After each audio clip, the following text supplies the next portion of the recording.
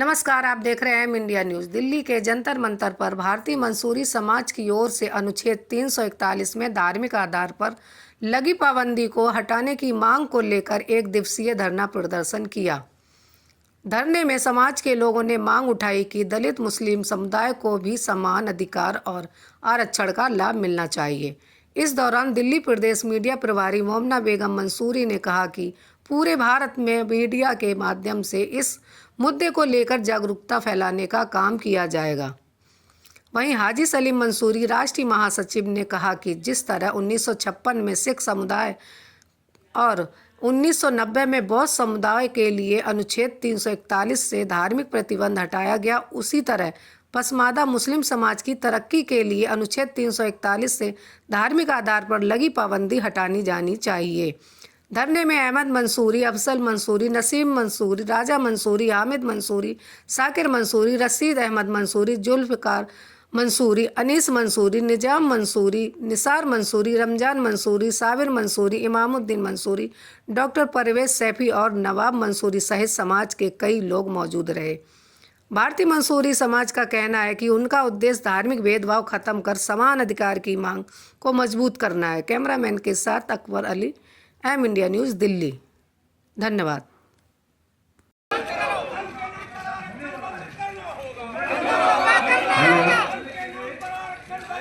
हरिद्वार से सेवा तीर्थ तक एक कांवड़ यात्रा आई है जो मां तारबाबादी ट्रस्ट के द्वारा माता की धर्म के नाम पर आरक्षण बंद करना होगा, धर्म के नाम पर आरक्षण बंद करना। हरिद्वार से सेवा तीर्थ तक एक कांवड़ यात्रा आई है जो मां तारबाबादी ट्रस्ट के द्वारा यहाँ तक पहुंची है और हम गंगा जल लेकर आए हैं हरिद्वार से जो सेवा तीर्थ का प्रधानमंत्री को जाएगा।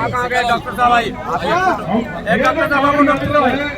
ये यात्रा भारत सरकार से ये नौजवान में गुजारिश करता हूँ कि ये एक बहुत पिछड़ा समाज है और इस समाज के लिए आपको 341 पर अमल करने की जरूरत है।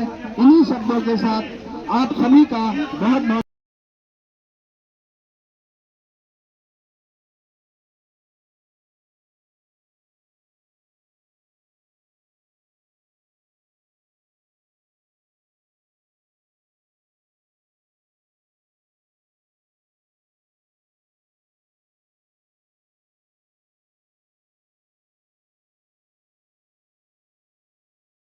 मैं यूसुफ मंसूरी, राष्ट्रीय अध्यक्ष भारतीय मंसूरी समाज से। आज हम 10 अगस्त को काला दिवस मनाते हैं, इसलिए हम जंतर मंतर आए। मैं आपको बता दूं, हम बहुत सालों से आर्टिकल 341 पसमानदा मुसलमानों की आवाज़ उठा रहे हैं और आज हमारी जागरूकता यहाँ तक ले आई है कि हम हर साल जंतर मंतर पे धरना प्रदर्शन करते हैं। ये पहला संगठन भारतीय मंसूरी समाज का जो सभी पसमानदाओं की आवाज़ उठाता है। लगातार जब से मैंने अपना संगठन बनाया तब से हमने आवाज़ उठाई और कहीं भी कोई भी प्रोग्राम होता है सबसे पहले हम आर्टिकल 341 की बात करते हैं। तो अब क्योंकि अगर हमें शासन और प्रशासन में अगर हिस्सेदारी चाहिए तो आपको आपकी समस्या का समाधान सिर्फ और सिर्फ आर्टिकल 341 है। ये सभी जानते हैं लेकिन फिर भी इसकी आवाज़ नहीं उठाते। मैं सभी से गुजारिश करता हूँ कि कहीं भी बैठे 4 आदमियों में या 20 आदमियों में या किसी सभा में वहाँ पर आर्टिकल 341 की आवाज़ जरूर उठाएं। अगर आपको अपने बच्चों का भविष्य और देश को आगे बढ़ाना है तो, क्योंकि जो वक्त चल रहा है इस वक्त में आपको सख्त से सख्त जरूरत है आरक्षण की। आपको पता है रंगनाथ मिश्रा सच्चर कमेटी के जो आयोग थे उन्होंने सर्वे करके बताया कि मुसलमानों की हालत दलितों से बदतर हो चुकी है। रेहड़ी लगाने वाला मुसलमान, पटरी पे बैठने वाला मुसलमान, रिक्शा चलाने वाला मुसलमान, सब कुछ यानी कि इसको बहुत ज़्यादा जरूरत है।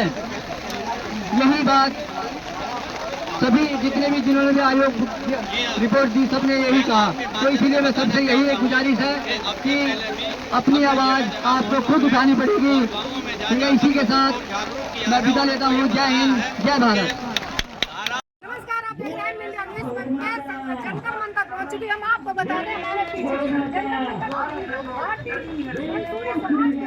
प्रतिबद्धान में यहाँ पे इन्होंने 341 का प्रतिबंध है। आपको हम बता दें इस चीज को कि ये 341 हटाने के लिए किया गया है क्योंकि अम्बेडकर राव जी ने इस चीज का संविधान में लिखा है कि समानता है, लेकिन हमें देश में समानता नहीं दी जा रही है। हमारे साथ मंसूरी राष्ट्रीय अध्यक्ष है, उनसे बात करते हैं। जिस तरह से वो लगातार यहाँ पे 10 सालों से धरना प्रदर्शन करते आ रहे हैं, तब उनकी मांग को पूरा नहीं किया गया।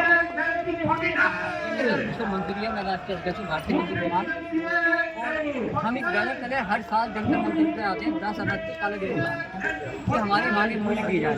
लेकिन दलित आरक्षण की हमारी मांग है कि 10 अगस्त 1950 को पंडित जवाहरलाल नेहरू उस वक्त की सरकार ने अध्यादेश जारी करके बाहर निकाल दिया। उसके बाद 56 में सरदारों को ले लिया गया, सरदार तार सिंह के कहने पर। 90 में बोधिष्टों को ले लिया गया।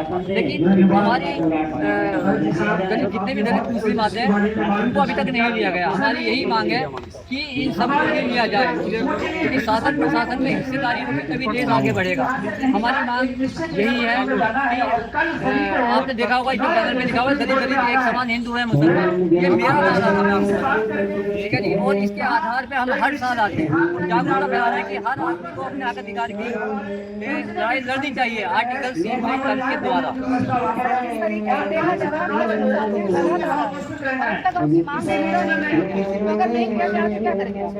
देखिए आगे कदम ये होगा क्योंकि कमेटी की रिपोर्ट आई, वो धरने पर रह रही है। उसके बाद कुंडू कमेटी की रिपोर्ट वो भी आई। उसके बाद एक कमेटी उन्होंने मोदी जी ने कराई।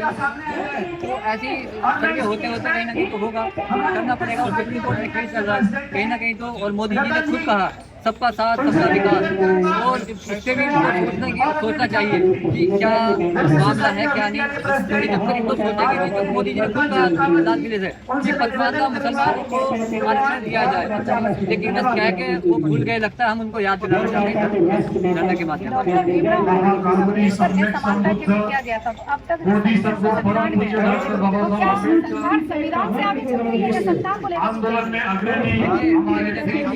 संविधान के लेकिन हमें संविधान पर भरोसा है कि हमारी जो आर्टिकल 3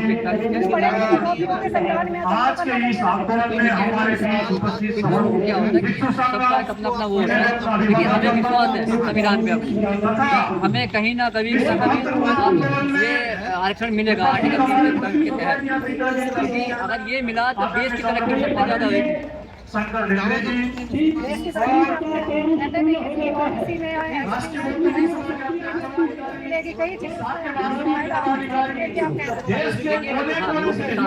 हिस्सेदारी होगी क्योंकि हमें ओबीसी में डाला हुआ है, लेकिन हम आते हैं SC ST उसके बेस पे हम आरक्षण जो है बेस के आधार पे है। और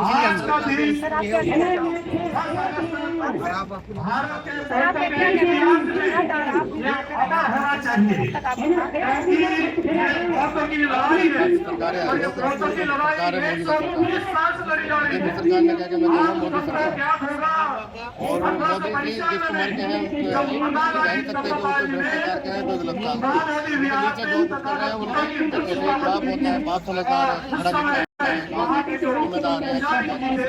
बच्चे गलत निकल जाए तो बाप मोदी जी पर भरोसा है। उन्होंने हमारे पंचमाना समाज को लाल किले से संबोधित किया था, वो नाम लिया है। ये बहुत बड़ी उपलब्धि है क्योंकि हम ये अगर हम हमारे को नाम लेवा लेंगे